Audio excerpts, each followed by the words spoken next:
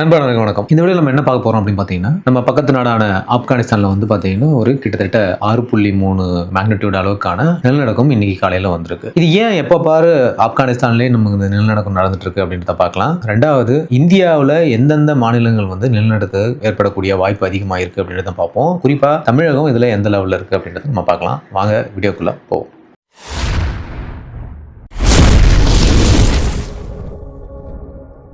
ஆப்கானிஸ்தான்ல லேட்டஸ்டா வந்திருக்கக்கூடிய இந்த எர்த்குவைக் தான் வந்து பாத்தீங்கன்னா நம்ம வந்து பேசு பொருளா இருக்கு. அதாவது 6.3 மேக்னிட்யூட்ல இந்த எர்த்குவைக் இருந்திருக்கு அப்படின்னு சொல்றாங்க. இன்னைக்கு காலையில ஆப்கானிஸ்தான்ல வடக்கு பகுதியில் வந்து பாத்தீங்கன்னா 6.3 ரிக்டர் அளவுகோல்ல இந்த நிலநடுக்கம் இருந்துச்சு அப்படின்னு சொல்லப்படுது. இந்த முறை அதிர்வு மையம் வந்து பாத்தீங்கன்னா மார் இ ஷெரீப் அப்படின்ற இடத்துல வந்து நடந்திருக்கு. இது வந்து கிட்டத்தட்ட 23ல இருந்து 28 கிலோமீட்டர் ஆழத்துல வந்து இருந்திருக்கு அப்படின்னு சொல்றாங்க. நிலநடுக்கம் வந்து பாத்தீங்கன்னா பூமிக்கு அடியில ஆழமா இருந்தா பரவாயில்ல, ஆனா இப்படி மேலோட்டமா இருந்தா தரையோட அதிர்வு வந்து பாத்தீங்கன்னா ரொம்ப அதிகமா இருக்கும் அப்படின்னு சொல்லப்படுது. அதனாலதான் இந்த நிலநடுக்கம் சின்னதா இருந்தாலும் நிறைய மாகாணங்கள்ல வந்துட்டு நிறைய இழப்புகள் வந்து ஏற்பட்டிருக்கு. இழப்புகள் இந்த சென்ஸ் பொருட்கள் வந்து சேதமடைந்து வீடுகள்லாம் வந்து உடைஞ்சிருக்கு அப்படின்னு சொல்றாங்க. இந்த வருஷத்துல இது 3வது பெரிய நிலநடுக்கமா பார்க்கப்படுது. கடந்த அக்டோபர் மாசத்துல வந்து பாத்தீங்கன்னா வந்த நிலநடுக்கம் கிட்டத்தட்ட 1400 பேரை வந்துட்டு கொன்னுச்சு அப்படின்னு சொல்றோம். ஏன் ஆப்கானிஸ்தான்ல மட்டும் ஆடுது இந்த மாதிரி ஒரு நிலநடுக்கம் வந்து பயங்கர பிரச்சனை ஆயிட்டு இருக்கு அப்படின்னு நம்ம பார்க்கும்போது சயின்ஸ் என்ன சொல்லுது அப்படின்னா,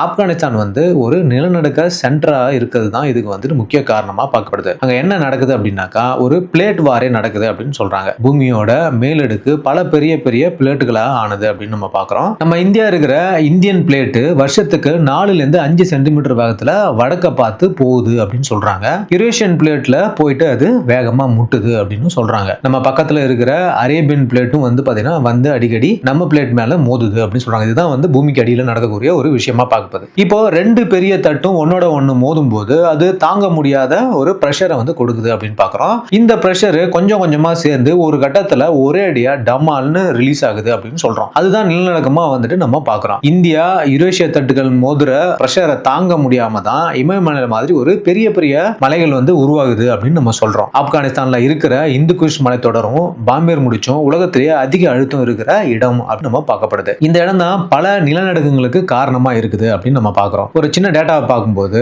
எந்தெந்த புவித்தட்டுகள் எதோட மோதுது, எதனால எந்த இடத்துல இந்த நிலநடுக்கம் உருவாகுது அப்படின்னு நம்ம பார்ப்போம். இந்தியனுடைய பிளேட் வந்து பாத்தீங்கன்னா யூரேஷியன் மேல போய் அதிகமா மோதுனால இமயமலை உருவாகுது, பயங்கர அழுத்தம் அந்த இடத்துல இருந்துட்டே இருக்கு அப்படின்னு சொல்றோம். அடுத்து வந்து பாத்தீங்கன்னா அரேபியனோட பிளேட் வந்து பாத்தீங்கன்னா மேற்கு பக்கமா அழுத்தம் வந்து கொடுத்துட்டு இருக்கு அப்படின்னு சொல்றோம். இது வந்து நிலநடுக்கத்துக்கான வாய்ப்பை வந்து அதிகப்படுத்துது அப்படின்னு நம்ம சொல்லப்படுது.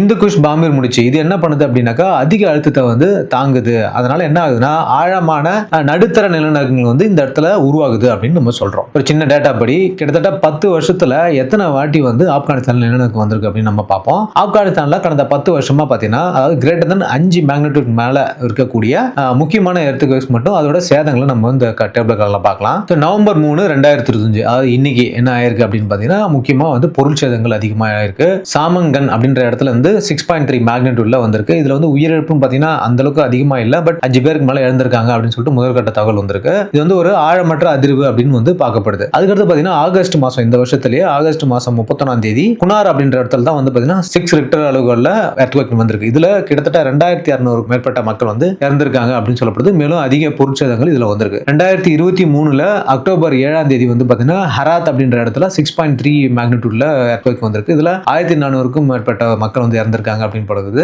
இது தொடர்களால அதிக சேதத்தையும் உண்டாக்குச்சு அப்படின்னு சொல்றோம். 2022 ஜூன் 21ஆம் தேதி பாத்தீங்கன்னா கோஸ்ட் அப்படின்ற இடத்துல 6.2 மேக்னிட்யூட்ல வந்துட்டு எர்த்குவைக் வந்துச்சு. அதுல வந்து 1163 பேர் வந்துட்டு இறந்தாங்க. இது கட்டிடங்கள் வந்து பாத்தீங்கன்னா சரியில்லாதனால அதிக அதிர்வுனால மக்கள் இறந்தாங்க அப்படின்னு சொல்லப்படுது. 2015ல அக்டோபர் 26 பாத்தீங்கன்னா ஹிந்து குஷ்ல வந்துட்டு ஒரு 7.5 அதாவது அதிகப்படியான ஒரு மேக்னிட்யூட்ல எர்த்குவைக் நடந்துச்சு. இதுல கிட்டத்தட்ட 400 பேர் மேல இறந்தாங்க அப்படின்னு சொல்லப்படுது. இதுதான் வந்து மிகப்பெரிய நிலநடுக்கமா பார்க்கப்படுது. மொத்தமா பாத்தீங்கன்னா இது எல்லாமே வந்து கிரேட்டர் தென் 5 மேக்னிட்யூட் மேல இருக்குது. இது வரைக்கும் பாத்தீங்கன்னா 20க்கும் மேற்பட்ட நிலநடுக்கங்கள் வந்து இந்த கடந்த 10 வருஷத்துல ஆப்கானிஸ்தான்ல நடந்திருக்கு அப்படின்னு நம்ம சொல்றோம். நிலநடுக்கத்துல எவ்வளவு பேர் சாகுறாங்க அப்படின்றது அந்த நிலநடுக்கத்தோட அளவை வந்துட்டு மட்டுமே பொறுத்து இல்ல, கட்டடங்களோட தரமும் மக்கள் தொகையோட டென்சிட்டியும் தான் வந்து பாத்தீங்கன்னா உயிர் வந்துட்டு வழியே அதிகமாக காரணமா இருக்கு அப்படின்னு பார்க்கப்படுது. அப்படி பார்க்கும்போது ஆப்கானிஸ்தானோட கட்டடங்களோட தரங்கள் எதுவுமே வந்து சரி கிடையாது அப்படின்னு தான் வந்து உலக பார்வையும் இருக்கு. உலகத்துல எந்தெந்த நாட்டெல்லாம் வந்து பாத்தீங்கன்னா அதிக மேக்னிட்யூட்ல வரக்கூடிய அந்த நிலநடுக்கம் ரிஸ்க் இருக்கு அப்படின்னு பார்க்கும்போது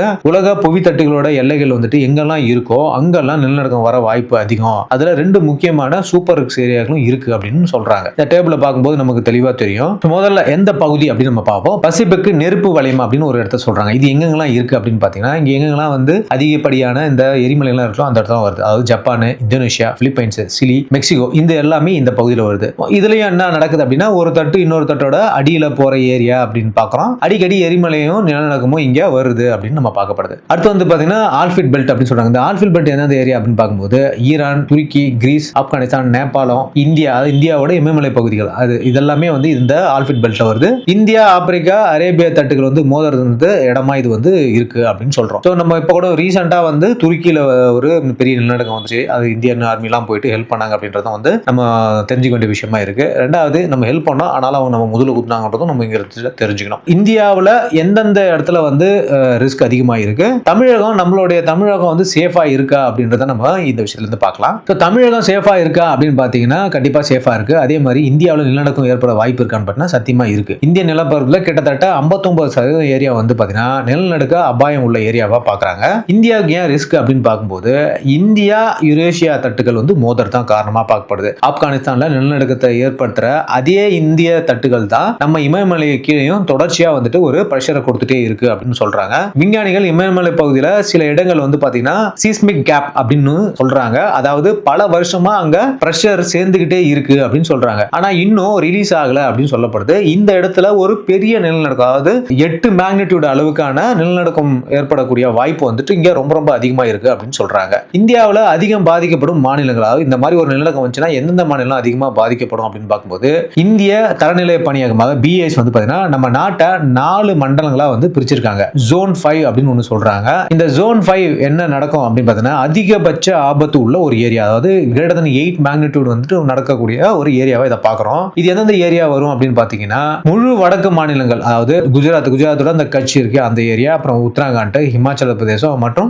ஜம்மு காஷ்மீர்ல சில பகுதிகள்லாம் வந்து இந்த ஜோன் 5 வந்து இதுதான் ரொம்ப ரொம்ப ஆபத்தான பகுதியாக பார்க்கப்படுது. அடுத்து வந்து பார்த்தீங்கன்னா ஜோன் 4 பார்த்தீங்கன்னா அதிக ஆபத்து உள்ளது. இது வந்து 7ல இருந்து 7.9 வரைக்கும் இருக்கக்கூடிய மேக்னிடியூட்ல எர்த்குவேக் வரலாம் அப்படின்னு சொல்றாங்க. இது எந்தெந்த ஏரியா வருது அப்படின்னு பார்க்கும்போது டெல்லியோட என்சிஆர், உத்தராகண்ட், ஹிமாச்சல் பிரதேசம், மீதமுள்ள பகுதிகள் எல்லாமே ஹிமாச்சல் பிரதேசத்தில் இருக்கக்கூடிய அடுத்த பகுதிகள் எல்லாமே வருது. வடக்கு யூபியும் வருது. அப்புறம் மும்பை, இந்த ஏரியா எல்லாமே அதிக ஆபத்து உள்ள இடங்கள்ல வருது அப்படின்னு சொல்ல போறோம். ஜோன் 3 பார்த்தீங்கன்னா மிதமான ஆபத்து, ஒரு மிடில் ஸ்டேஜில் இருக்கு அப்படின்னு சொல்றாங்க. மத்திய மற்றும் பெரும்பாலான தென்னிந்திய பகுதிகளில் வந்து இந்த ஜோன் 3ல வருது. ஜோன் 2 அப்படின்னு பார்க்கும்போது குறைந்த ஆபத்து உள்ள பகுதிகள் பார்க்கப்படுது. இங்க வந்து பாத்தீங்கன்னா ரொம்ப ரேரா தான் எர்த்குவேக் வரதுக்கான வாய்ப்பு இருக்கு அப்படின்னு நம்ம சொல்றோம். நம்ம தமிழ்நாடு பாத்தீங்கன்னா ஜோன் 2 மற்றும் ஜோன் 3ல வருது அப்படின்னு சொல்றோம். அதனால நமக்கு மிகப்பெரிய ஒரு லெவல்ல நிலநடுக்கம் வரதுக்கான ஆபத்துகள் வந்து ரொம்ப ரொம்ப கம்மி அப்படின்னு தான் நம்ம பார்க்கப்படுறோம். சரி, இப்போ நம்ம வந்து என்ன தெரிஞ்சுக்கிட்டோம் அப்படின்னு பார்க்கும்போது ஆப்கானிஸ்தான்ல என்ன நடந்துன்னு தெரியும், இந்தியாவில் எந்தெந்த ஏரியாலாம் வந்து ரிஸ்க்ல இருக்குன்றதை நம்ம தெரிஞ்சுக்கிட்டோம். இந்த புவி தட்டுகள் வந்துட்டு ஒன்னோட ஒன்று மோதுறது வந்து பாத்தீங்கன்னா ஒரு நாள்ல நின்னுடாது அப்படின்றது நம்ம இங்க தெரிஞ்சுக்கணும். அதனால தான் அடிக்கடி ஆப்கானிஸ்தான்ல எர்த்குவேக் வந்துகிட்டே இருக்கு கண்டினியூஸா அப்படின்னு நம்ம பார்க்குறோம். ஆப்கானிஸ்தான் மாதிரி அபாயமான பகுதிகளில் என்ன நடக்குது அப்படின்றத நான் ரொம்ப தெளிவாக இந்த இடத்துல சொல்லியிருக்கேன். முக்கியமா நம்ம இந்தியாவோட இமயமலை பகுதியில் இருக்கிற